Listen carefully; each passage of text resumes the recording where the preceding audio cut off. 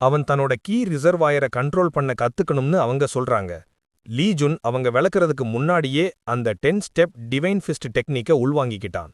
கொஞ்ச செகண்ட்ஸுக்கு அப்புறம் நம்ம ஹீரோ சில மென்மையான அசைவுகளை செய்றான். அப்புறம் தன்னோட கையை ஓங்கி ஒரு எனர்ஜி அலைய ரிலீஸ் பண்றான்.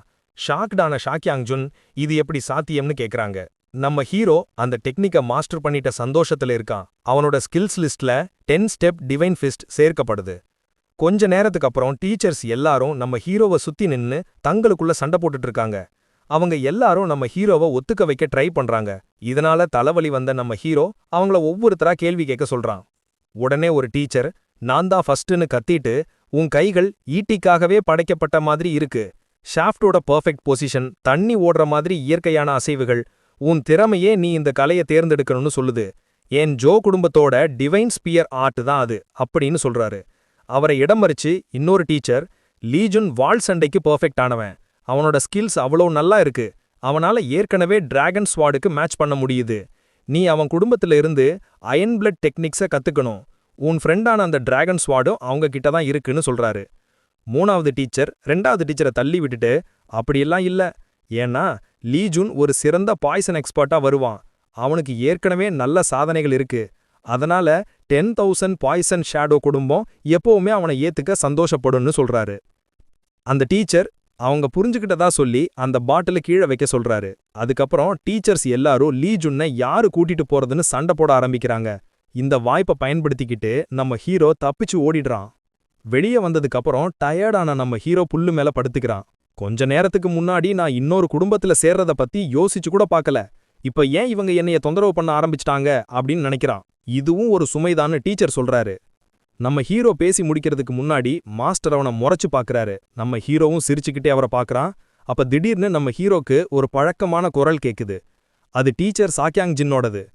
நான் இங்க துரத்துட்டு வர டீச்சர்ஸ் கிட்ட இருந்து தப்பிக்க தான் வந்தேன்னு நம்ம ஹீரோ விளக்குறான். சாக்யாங் ஜின் அவனுக்கு ஒரு சோடா கொடுத்து, நீ படிக்கிற சப்ஜெக்ட்ஸ்லாம் உனக்கு பிடிச்சிருக்கான்னு கேக்குறாங்க. டீச்சருக்கு தேங்க்ஸ் சொல்லிட்டு, எனக்கு எல்லாமே பிடிச்சிருக்கு, நான் எப்பவுமே புதுசா ஏதாவது கத்துக்கிட்டு இருக்கேன்னு சொல்றான். உனக்கு இது எல்லாத்துலயும் சலிப்பு தப்பிருச்சா? தவிர நீயே மத்தவங்களுக்கு 10 ஸ்டெப் டிவைன் ஃபிஸ்ட் டெக்னிக்கை கத்துக் கொடுக்கலாம்னு தோணுது. ஆனா நம்ம ஹீரோ அதை மறுத்துட்டு கொஞ்சம் சோடாவை குடிக்கிறான். அதுக்கப்புறம் அவன், எனக்கு என் குடும்பத்துல இருந்து எந்த திறமையும் வாரிசுரிமையா கிடைக்கல. அதனால ஸ்கூல் கொடுக்கற எல்லாமே எனக்கு ரொம்ப விலை உயர்ந்ததா தெரியுது. ஒண்ணுமே தெரியாம இருக்கிறத விட இது 100 மடங்கு பெட்டர்னு விளக்குறான். இப்படி நம்ம ஹீரோ யோசிக்கிறத பார்த்து ஆச்சரியப்பட்ட சாக்யாங் ஜின், இதுதான் சரியான சான்ஸ்னு நினைக்கிறாங்க. அவங்க, நீ ஒரு சான்ஸ் எடுத்துக்க போறியா அப்படின்னு கேக்குறாங்க. ஆனா அதே நேரத்துல லீ ஜுன்னை தேடிட்டு வர டீச்சர்ஸோட கத்தல் சத்தம் கேக்குது. 3 பேரும் இவ்வளவு சீக்கிரமா இவனை கண்டுபிடிச்சிட்டாங்களே, நிலைமை மோசமா இருக்குன்னு நினைக்கிறான். தப்பிக்க வேண்டிய கட்டாயத்துல நான் போறேன்னு டீச்சர் கிட்ட சொல்றான். நாம மறுபடியும் கிளாஸ்ல மீட் பண்ணலாம்னு சாக்யாங் ஜின் சொல்றாங்க. தொந்தரவு பண்ற டீச்சர்ஸ் கிட்ட இருந்து தப்பிச்சு ஓடும்போது நம்ம ஹீரோ வானத்தை பார்க்கறான். வானிலை ரொம்ப நல்லா இருக்கு. கொஞ்ச நேரத்துக்கு அப்புறம் ப்ளூ ஃபாக்ஸோட குகையில நம்ம ஹீரோ ஒரு ஃபயர் ஃபாக்ஸை பிடிச்சு தன்னோட வேம்பயர் ஸ்கில் மூலமா அதோட உயிரை உறிஞ்ச ஆரம்பிக்கிறான். கொஞ்ச செகண்ட்ஸ்ல அந்த ஃபாக்ஸோட கடைசி உயிர் துகள்களும் போயிடுது. அவன் அதை மணல்ல வைக்கிறான். வேம்பயர் ஸ்கில் மூலமா உறிஞ்சப்பட்ட கொஞ்சம் மேஜிக்கல் எனர்ஜிக்கு நம்ம ஹீரோக்கு ஒரு ஸ்டாமினா பாயிண்ட் கிடைக்குது. ப்ளூ ஃபாக்ஸ் கொல்மப்பட்டாலும் ஃபயர் ஃபாக்ஸஸ் குகை முழுக்க தோன்றிக்கிட்டே இருக்கு. இதனால நம்ம ஹீரோ அப்பப்போ இங்க வந்து ட்ரெயின் பண்ணிக்கலாம். ஆனா இப்ப கிடைக்கிற ரிவார்ட்ஸ் அவன் ஸ்பெண்ட் பண்ற டைமுக்கு ரொம்ப குறைவா இருக்கு. இன்னும் மோசமான விஷயம் என்னன்னா, முதல் தடவைக்கு அப்புறம் எந்த மேஜிக் ஸ்டோனும் கிடைக்கல. நம்ம ஹீரோ மாஸ்டர் கிட்ட மேஜிக் ஸ்டோனோட பவரை உறிஞ்சிறதுக்கு நீங்க ரெடியான்னு கேக்குறான். மாஸ்டர் தன்னோட விசிறிய மூடிக்கிட்டு, இல்ல, தவிர நான் ஒரு விஷயத்தை யோசிச்சேன். லீ ஜுனோட வளர்ச்சி அவன் எதிர்பார்த்ததை விட ரொம்ப வேகமா போயிட்டு இருக்கு. அதனால நாம இன்னும் கொஞ்சம் ரிஸ்க் எடுக்கலான்னு சொல்றாரு. இந்த டஞ்சனோட காத்துல மிதந்துட்டு இருக்கிற அடர்த்தியான எனர்ஜிய நீ கவனிச்சியா? அதை உன்னோட வேம்பயர் ஸ்பெல் வச்சு உறிஞ்ச ட்ரை பண்ணா என்ன ஆகும்னு உனக்கு ஆச்சரியமா இல்லையா அப்படின்னு மாஸ்டர் கேட்கறாரு. இதை கேட்டதும் நம்ம ஹீரோ ஷாக் ஆகி, இது உண்மையிலேயே சாத்தியமா? இந்த டஞ்சன்ல இருந்து வர்ற எனர்ஜியோட அளவு ரொம்ப அதிகம். நான் மட்டும் அதை உறிஞ்சினா அது ஒரு உண்மையான சஞ்சீவி மாதிரி இருக்கும் அப்படின்னு சொல்றான். மாஸ்டர், வேம்பயர் ஸ்பெல் மட்டும் இப்படி ஒரு காரியத்தை செய்ய முடியாது. ஆனா உனக்கு டிவைன் ஆர்ஜின் ஆர்ட் இருக்கிறதுனால நீ இதை ட்ரை பண்ணணும். ஒரே ஒரு பிரச்சனை, உன் உடம்பு ஏற்கனவே நீ உறிஞ்சின உயிரினங்களோட எனர்ஜியால நிரம்பி இருக்கு. இப்படி ஒரு நிலைமையில இவ்வளோ பெரிய எனர்ஜியை உறிஞ்ச ட்ரை பண்ணா நீ 90% நோய்வாய்ப்படுற வாய்ப்பு இருக்கு. இதை ட்ரை பண்ண விரும்புறியா அப்படின்னு மாஸ்டர் கேட்கிறாரு. கொஞ்ச நேரம் யோசிச்சதுக்கு அப்புறம் நம்ம ஹீரோ ஒரு நக்கலான சிரிப்போட, அவ்வளோ தூரம் ட்ரைனிங்ல போயிட்டு இங்க வந்து நிக்கிறதுக்கு என்ன அர்த்தம்னு பதில் சொல்றான். லீ ஜுன் மெடிடேட் பண்ண ஆரம்பிச்சு சுத்தி இருக்கிற எனர்ஜியை உறிஞ்சுறான். அவனால அந்த டஞ்சனோட எனர்ஜியை வெற்றிகரமா உறிஞ்ச முடியுது. அந்த உறிஞ்சப்பட்ட எனர்ஜிக்கு நன்றி அவனோட வேம்பயர் ஸ்பெல்லும் டிவைன் ஆர்ஜன் ஆர்ட்டும் 4 ஸ்டார் அடையுது. இவ்வளோ பெரிய எனர்ஜியை உறிஞ்சதுனால லீஜுனோட ஸ்டாமினா, அத்லட்டிசிசம், ஸ்ட்ரென்த், அஜிலிட்டி, ஸ்பிரிச்சுவாலிட்டின்னு எல்லாமே ஒரே நேரத்தில் அப்பர் லிமிட்டுக்கு அதிகரிக்குது. அவனுக்கு கடுமையான வலி ஏற்படுது. அவனோட உடம்புல இருக்கிற நரம்புகள்லாம் புடைக்க ஆரம்பிக்குது. நம்ம ஹீரோ முதல் தடவை டிவைன் ஆர்ஜன் டெக்னிக்கை யூஸ் பண்ணும்போது மாஸ்டர் தன்னையே மறந்து கிட்டத்தட்ட கவலைப்பட்டாரு. ஆனா இப்போ அவன் தானே போராடி முதல் தடையை ஜெயிக்க முயற்சி பண்றான். அதை உறிஞ்சினதுக்கு அப்புறம் அவன் கண்ணை திறக்கிறான். அது மறுபடியும் நீல நெருப்பு மாதிரி ஜொலிக்குது. அதுக்கப்புறம் அவன் சோர்ந்து போய் விழுந்துடுறான். இப்போ எப்படி இருக்குன்னு மாஸ்டர் கேட்குறாரு. அதுக்கு நம்ம ஹீரோ டயர்டா செத்துட்டு பொழைச்சி வந்த மாதிரி இருக்குன்னு சொல்றான். உனக்கு இன்னும் ஜோக் அடிக்கிற அளவுக்கு ஸ்ட்ரென்த் இருந்தா நீ நல்லா பண்ணியிருக்கணும்னு மாஸ்டர் யூகிக்கிறாரு. சிஸ்டமோட ரீகான்ஃபிகரேஷன் முடிஞ்சிருச்சு. லீஜனோட கேரக்டரிஸ்டிக்ஸோட அப்பர் லிமிட் மாத்தப்பட்டிருக்கு. இந்த இன்கிரெடிபிளான ரெக்கார்டுக்காக அவனுக்கு 500,000 மார்ஷியல் ஆர்ட் ட்ரீ பாயிண்ட்ஸ் கிடைக்குது. அதோட டீச்சருடன் ட்ரைனிங் அப்படிங்கிற 2 மெயின் குவெஸ்ட் உருவாக்கப்படுது. நம்ம ஹீரோ சிஸ்டம்ல இருந்து வர்ற நோட்டிஃபிகேஷன்ஸை முடிஞ்ச அளவுக்கு பிளாக் பண்ணிட்டு இருக்கான். ஆனா அவை அவன் முன்னாடி தோன்றிக்கிட்டே இருக்கு. திடீர்னு நம்ம ஹீரோ ஏதோ வித்தியாசமா இருக்கிறத கவனிக்கிறான். அவன் டஞ்சனோட எனர்ஜி ரிலீஸை உறிஞ்சிருக்கான். இந்த டஞ்சனை முதல் ஆளா கிளியர் பண்ணதுக்காக அவனுக்கு 2,50,000 மார்ஷியல் ஆர்ட் ட்ரீ பாயிண்ட்ஸ் கிடைக்குது. அதோட அவன் ப்ளூ ஃபாக்ஸ் நெஸ்டோட ஓனராவும் ஆகுறான். S rank Blue Fox Nest ஒரு பயங்கரமான பிரெடேட்டர். ஆனா அதுக்கு மாஸ்டர் இருந்தா ரொம்ப விசுவாசமா இருக்கும். அதோட கேரக்டர் அதோட மாஸ்டர் கொடுக்கிற வளர்ப்பை பொறுத்து இருக்கும். நம்ம ஹீரோக்கு ஒரு ப்ளூ ஃபாக்ஸ் குட்டியும் ஒரு டஞ்சனோட உரிமையும் கிடைக்குது. சிஸ்டம் விண்டோஸை புரட்டி பார்த்து டஞ்சன்ஸும் மாஸ்டருமா, இப்படி ஒரு விஷயத்த நான் கேள்விப்பட்டதே இல்ல. அதனால தான் நான் திடீர்னு ஒரு டஞ்சன் மாஸ்டர் ஆயிட்டேன்னா என்னால நம்ப முடியல அப்படின்னு யோசிக்கிறான். திடீர்னு நம்ம ஹீரோக்கு ஒரு மாதிரி கீச் கீச்சுன்னு சத்தம் கேக்குது. மாஸ்டர், அந்த சத்தத்தை நீங்க தான் போட்டீங்களா அப்படின்னு கேட்குறான். ஆனா மாஸ்டர், முட்டாளே, நான் யாருன்னு நினைச்ச, திரும்பி பாருன்னு ஆர்டர் போடுறாரு. நம்ம ஹீரோ யோசிக்கிட்டே திரும்புறான். அந்த பார்த்தா ஒரு சின்ன ப்ளூ ஃபாக்ஸ் குட்டியை பார்த்து அடடா என்ன அழகுன்னு கத்திடுறான். அப்போ அந்த ரிவார்ட் மெசேஜுக்கு இதுதான் அர்த்தமானு இப்போனா அவனுக்கு புரியுது. அதை பார்த்து மாஸ்டர் சிரிக்கிறாரு. அந்த மாஸ்டர் அந்த குட்டி விலங்க பார்த்து இந்த ஃபாக்ஸ் நிறைய எனர்ஜியை உருவாக்கும், அது வளர்ந்ததும் அதுக்கு 10 வால் கூட இருக்குன்னு சொல்றாரு. இத கேட்டதும் நம்ம ஹீரோக்கு இந்த ஃபாக்ஸ் எப்படிப்பட்டதா மாறுமோன்னு ஒரு மாதிரி சங்கடமா இருக்கு. டீச்சர் இந்த ஃபாக்ஸுக்கு என்ன பேர் வைக்க போறேன்னு கேக்குறாரு. நம்ம ஹீரோ கொஞ்ச நேரம் யோசிச்சுட்டு ஷின்யுஷ்கான்னு பேர் வைக்கலாம்னு சொல்றான். தன்னோட சிஷ்யனோட இந்த முடிவை கேட்டு மாஸ்டருக்கு பேச்சே வரல. நீ யோசிச்சதுல இதுதான் பெஸ்ட் பேரான்னு கேக்குறாரு. அதுக்கு நம்ம ஹீரோ இது ரொம்ப கியூட்டா இருக்குன்னு சொல்லிட்டு அந்த ஃபாக்ஸ் கிட்ட உன் பேர் ஷின்யுஷ்கான்னு சொல்றான். அப்புறம் அந்த ஃபாக்ஸ் கூட சந்தோஷமா விளையாட ஆரம்பிக்கிறான். டீச்சரும் பார்த்துட்டு இருக்காரு. இத தாங்க முடியாத டீச்சர், சரி நீ அந்த பேரையே வச்சுக்கோன்னு ஒத்துக்கிறாரு. லீஜுன் ஷின்யுஷ்கா கிட்ட உனக்கு இந்த பேரு பிடிச்சிருக்கான்னு கேட்டுட்டு தன்னோட முகத்தை அது மேல தேய்க்கிறான். நான் உன் ஃப்ரெண்டா இருக்கேன்னு சொல்றான். மாஸ்டரோட துரோகம், அவன் தேர்ந்தெடுத்த பேர், அவன் கொஞ்சன விதம், இதையெல்லாம் ஷின்யுஷ்காவால தாங்க முடியல. அது சத்தமா கத்துது. கொஞ்ச நேரத்துக்கு அப்புறம் சேர்மன் ஹான்மின்சன் தன்னோட ஆபீஸ்ல ஒரு செடியோட இலைகளை தொடச்சிட்டு இருக்காரு. திடீர்னு அவரோட செக்ரட்டரி உள்ள ஓடி வந்து ஒரு சம்பவம் நடந்துருச்சுன்னு கத்துறாங்க. ஸ்கூல்ல இருந்து போர்ட்டல் போற அந்த blue Fox nest dungeon clear பண்ணப்பட்டிருக்கு. அங்க வந்த ஹான்சன் பார்த்தத வச்சு ஆச்சரியப்படுறாரு. ஏன்னா 5 தனிமங்களோட சீல் ஆஃப் த 5 எலிமெண்ட்ஸ் உடைக்கப்பட்டிருக்கு. இந்த 5 தனிமங்களோட சீல் ரொம்பவே சக்தி வாய்ந்த ஒரு பொறி. ஜி குடும்பம் இத உருவாக்குனதுல ரொம்ப பெருமைப்படுறாங்க. ஏன்னா இந்த சீலை எந்த பிசிக்கல் ஃபோர்ஸ் அல்லது டெக்னிக்காலையும் உடைக்க முடியாது. விஷயத்த நேர்ல செக் பண்ணணும்னு நினைச்ச ஹான்மின்சன் கதவை திறக்கிறாரு. உடனே சிஸ்டம்ல இருந்து ஒரு நோட்டிஃபிகேஷன் அவன் முன்னாடி வருது. ப்ளூ ஃபாக்ஸ் நெஸ்ட் டஞ்சனோட நுழைவாயில் ஓனருக்கு மட்டும்தான் அணுக முடியும், வேற யாரும் உள்ள போக முடியாது.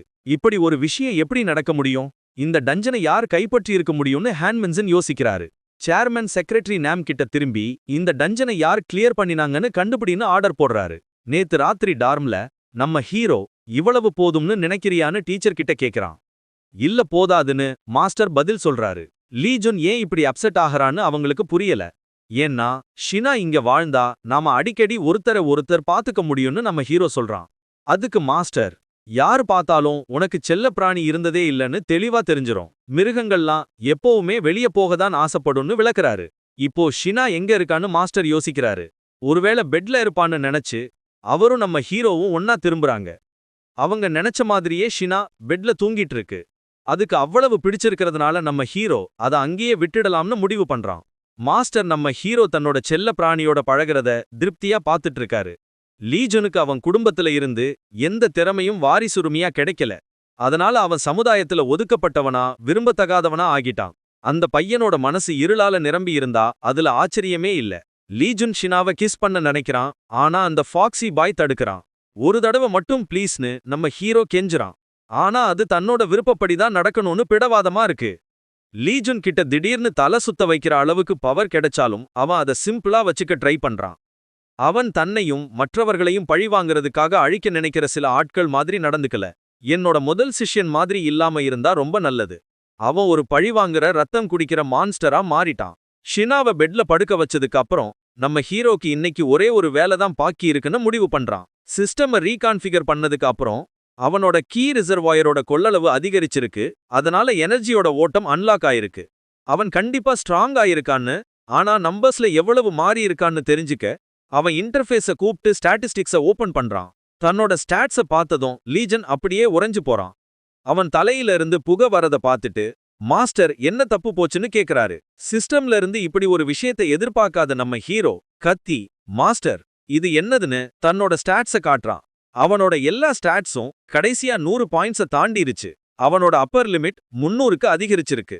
இப்ப அதுதான் 5 பேரரசர்களோட, அதாவது 5 பெரிய குடும்பங்களோட தலைவர்களோட ஸ்டாட்ஸ். இப்போ லீஜனோட ஸ்டாட்ஸும் அவங்களோட மாதிரி தான் இருக்கு. அப்போ நான் அப்கிரேட் ஆனா நான் அந்த 5 பேரரசர்களுக்கு சமமா இருக்க முடியுமான்னு நம்ம ஹீரோ யோசிக்கிறான். உன்னோட மார்ஷல் ஆர்ட்ஸ் காகிள்ஸ முடிஞ்ச அளவுக்கு சீக்கிரம் யூஸ் பண்ணுன்னு மாஸ்டர் அட்வைஸ் பண்றாரு. நம்ம ஹீரோ தன்னோட காகிள்ஸ சேமிச்சிட்டு இருக்கிறதையே மறந்துட்டான்னு ஒத்துக்கிறான். அப்புறம் அவன் ஒரு ஸ்கில் ட்ரீய ஓபன் பண்றான். அங்க அவனால தன்னோட சில ஸ்கில்ஸ பம்ப் அப் பண்ண முடியும். இல்லனா தன்னோட ஸ்டாட்ஸ அதிகரிக்க ஒரு பெரிய அளவுல ட்ரீ பாயிண்ட்ஸை எக்ஸ்சேஞ்ச் பண்ண முடியும். லீஜன் ஏற்கனவே நிறைய பாயிண்ட்ஸ் சேமிச்சு வச்சிருக்கான். இப்போ அதை எப்படி செலவு பண்ணணும்னு யோசிக்கணும். முதல்ல என்னோட மார்ஷல் ஆர்ட்ஸை இம்ப்ரூவ் பண்ணணுமா? Heavenly king ஸ்டெப்பையா?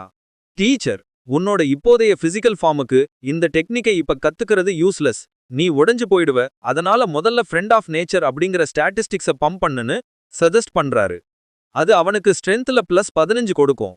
ஏன்னா அது உடைஞ்சு போயிடுவேனா? இத கேட்டதும் நம்ம ஹீரோ அப்போ அந்த இம்ப்ரூவ்ட் ஹெவன்லி கிங் ஸ்டெப் அவ்வளவு கூலா இருக்குமா? அதனால தான் டீச்சர் என்னைய பிராக்டிஸ் பண்ண விடாம தடுக்கிறாரான்னு யோசிக்கிறான். ஆனா டீச்சர் அவனோட ஆர்வத்தை சுத்தமா மறந்துட்டாரு. திடீர்னு லீஜன் பக்கத்துல கை காட்டி அத பயத்தாட பாருங்கன்னு டீச்சர் கிட்ட சொல்றான். டீச்சர் ஜன்னலுக்கு வெளியே பாக்குறாரு. ஆனா இன்ட்ரெஸ்டிங்கா எதுவும் தெரியாததுனால என்ன பெரிய விஷயம்னு கேக்குறாரு.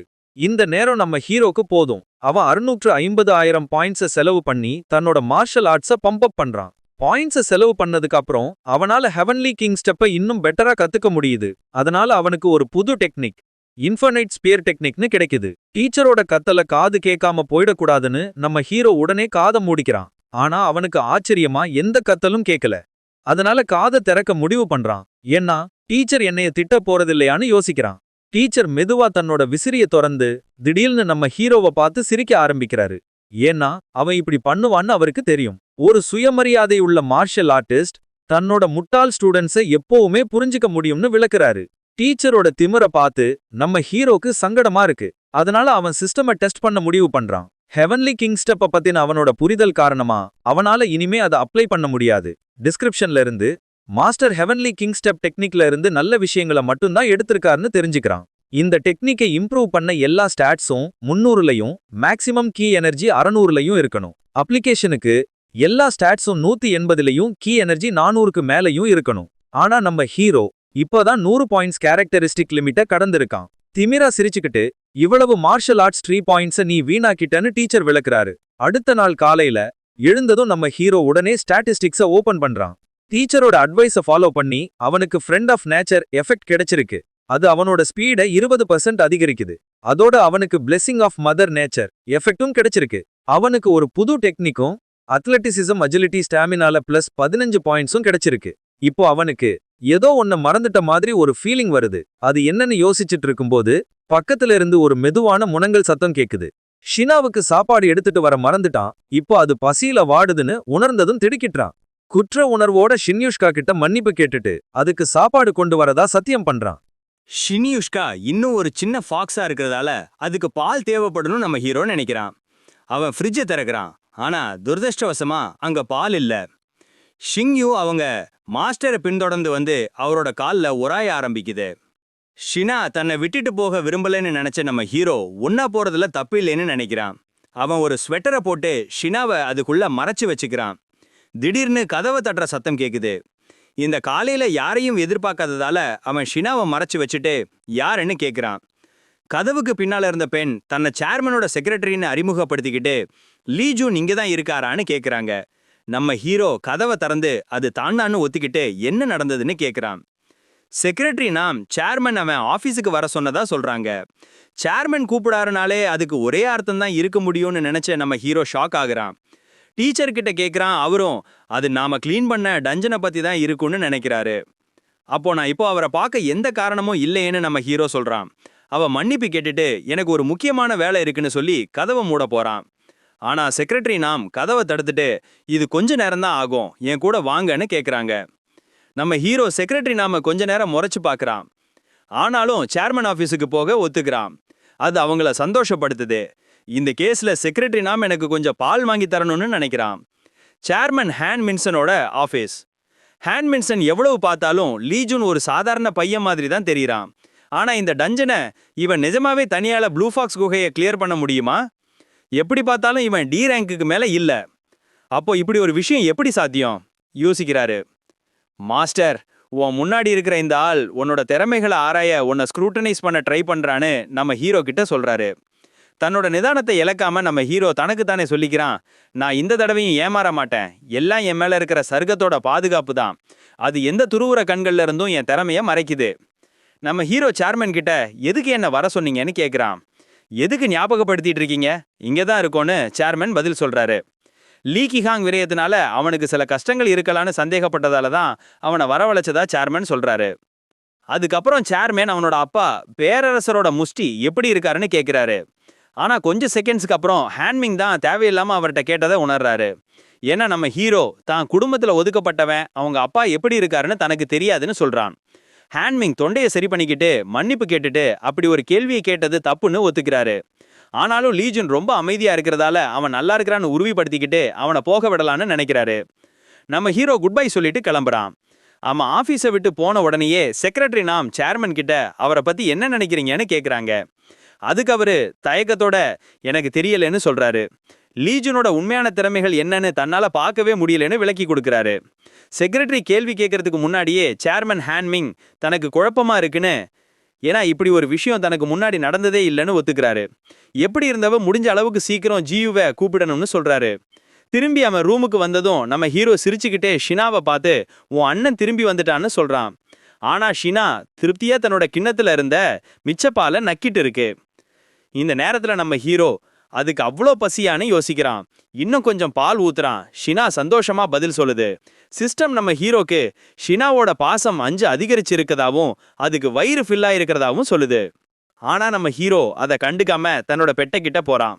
சிஸ்டம் படி ஷின்யுஷ்கா வளர்ச்சி முன்னேற்றத்துல 1% அடைஞ்சிருக்கு.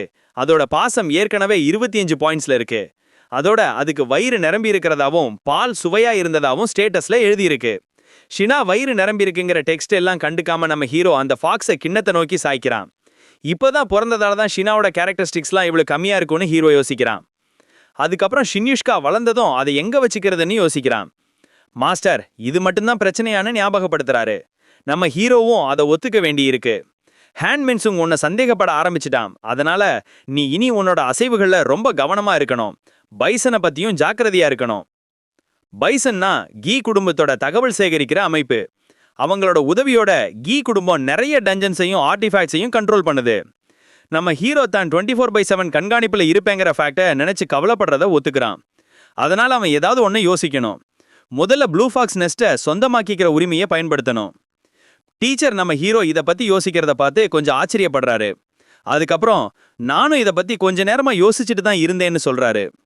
தன்னை தயார்படுத்திக்கிட்டு நம்ம ஹீரோ வழக்கமா பிராக்டிஸ் பண்ற ஸ்கூலுக்கு பின்னாடி இருக்கிற இடத்துக்கு போறான். அங்க சிஸ்டமை யூஸ் பண்ணி ப்ளூ ஃபாக்ஸ் நெஸ்டோட ஒரு கனெக்ஷனை ஏற்படுத்துறான். போர்ட்டலுக்குள்ள போனதும் நம்ம ஹீரோ மறுபடியும் அந்த பாலைவன சோலையை பார்க்கறான். நிஜமாவே ப்ளூ ஃபாக்ஸ் நெஸ்டுக்குள்ள வந்தாச்சுன்னு உறுதிப்படுத்திக்கிறான். அப்போ ப்ளூ ஃபாக்ஸ் வளர்ந்ததும் அதை விட்டுட்டு போறதுக்கு ஒரு இடம் கிடைச்சிருச்சுன்னு நினைக்கிறான். நம்ம ஹீரோ தனக்கு ஒரு மறைவிடத்தை உருவாக்கிக்கிட்டான். அது இப்போ அவனால பைசனோட கண்காணிப்புல இருந்து தப்பிக்க முடியும். அடுத்தது நம்ம ஹீரோ ஒரு டெஸ்டினேஷன் டைசி மவுண்ட்டை செட் பண்ண தேர்ந்தெடுக்கிறான். அவனுக்கு மிச்சம் இருந்த 2 வாய்ப்புல ஒன்ன வீணடிச்சதுக்கு அப்புறம் அவன் இன்னொரு போர்ட்டலை உருவாக்குறான். அதை அவன் எப்ப வேணும்னாவும் மூட முடியும். அந்த போர்ட்டலுக்குள்ள குதிச்சதும் நம்ம ஹீரோ உடனே அவன் ரூமுக்கு வந்துடுறான். டஞ்சனை மாஸ்டர் பண்ணதுக்கு நன்றி, நம்ம ஹீரோ ஏற்கனவே ஒரு பிரச்சனையை தீர்த்துட்டான். அவனோட அடுத்த ஸ்டெப் தன்னோட சொந்த பலத்தை வளர்த்துக்கிறது. கொஞ்ச நாளுக்கு அப்புறம் நம்ம ஹீரோவோட ஸ்கூல்ல அவன் கடைசி சில நாட்களை டஞ்சன்ல தான் செலவழிச்சிருக்கான்.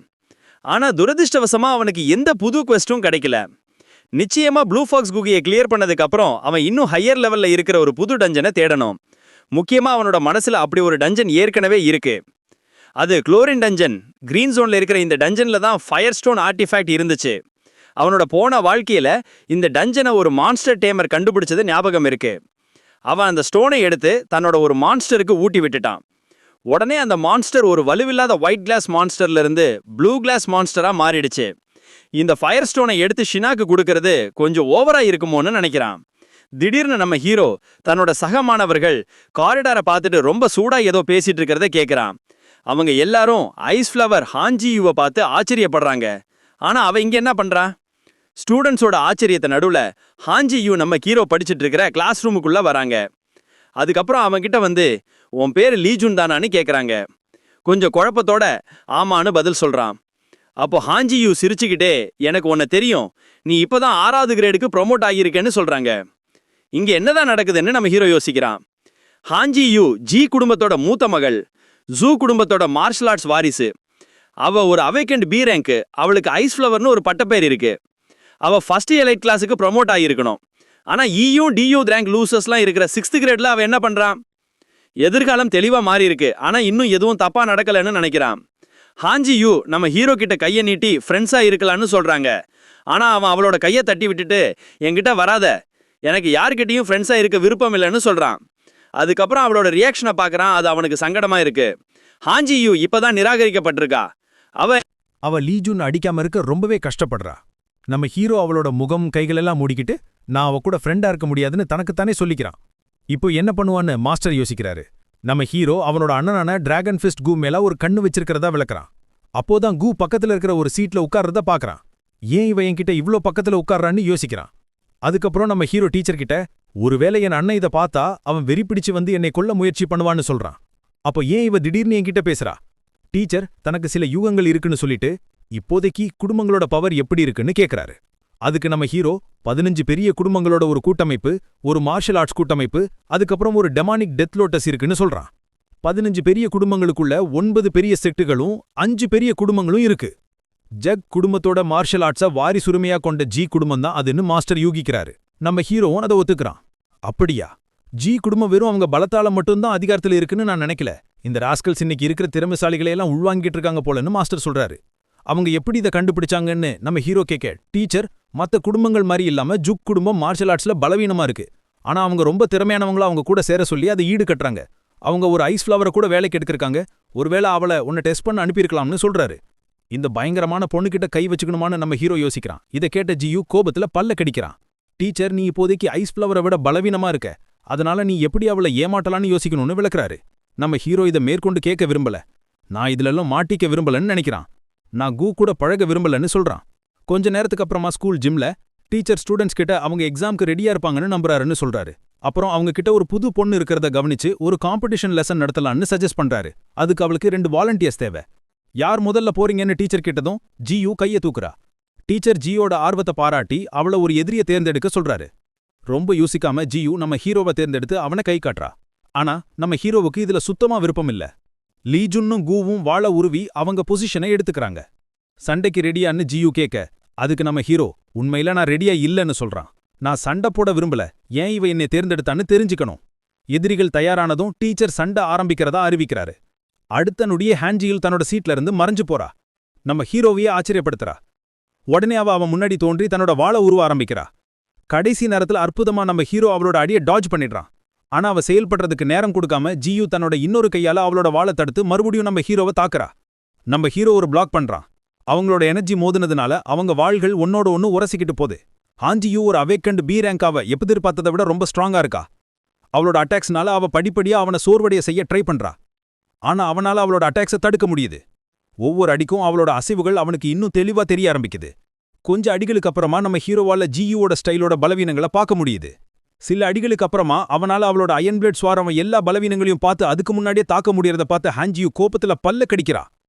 எப்படி அவனால என்னோட அட்டாக்குள்ள இவ்வளவு சீக்கிரத்துல நுழைய முடிஞ்சது? விஷயங்கள் மோசமாகுது என அவ தொடர்ந்து தாமதிச்சா அவ தோத்துருவா. ஹான்ஜி நம்ம ஹீரோ மேல தன்னோட ஸ்பெஷல் அட்டாக்கை யூஸ் பண்றது தவிர வேற வழி இல்லைன்னு உணர்றா. அவங்க மறுபடியும் வாள்களை மோதும்போது, நீ டாப் டவுன் ஸ்வர்ட் ஸ்டைக்கை யூஸ் பண்ண போறியான்னு நம்மள ஹீரோ கேட்கறான். ஜியூ அவன் எப்படி இதை புரிஞ்சுக்கிட்டான்னு அவ ஆச்சரியப்படுறா. அந்த நேரத்தை பயன்படுத்திக்கிட்டு நம்ம ஹீரோ ஒரு வெற்றிகரமான அடியை கொடுத்து தன்னோட வாளை அதோட ஒரேக்குள்ள போடுறான். திடீர்னு ஜியோட சில முடிச்சொல்கள் வெட்டப்பட்டு தரையில சிதறுது. ஹான்ஜியூ சாந்தமா தன்னோட வாளை ஒரேக்குள்ள போடுறா. அதுக்கப்புறம் தான் தோத்து போறதா ஒத்துக்கிறா. லீஜூன் கூட சண்டை போட்டதுக்கப்புறம் ஜியூ அவனை தொந்தரவு பண்றதை நிறுத்திட்டா. ஆனா அவ அடிக்கடி மேகங்களை மிதக்க ஆரம்பிச்சா. அதை நம்ம ஹீரோ கிட்ட இருந்து மறைக்க முடியல, ஏன்னா சமீபத்துல அவனை தொந்தரவு பண்ணிக்கிட்டு இருந்தது அவதான். அந்த சண்டைக்கு அப்புறமா கு ஒரு மாதிரி விரக்தியில இருக்கிறத நம்ம ஹீரோ கவனிக்கிறான்.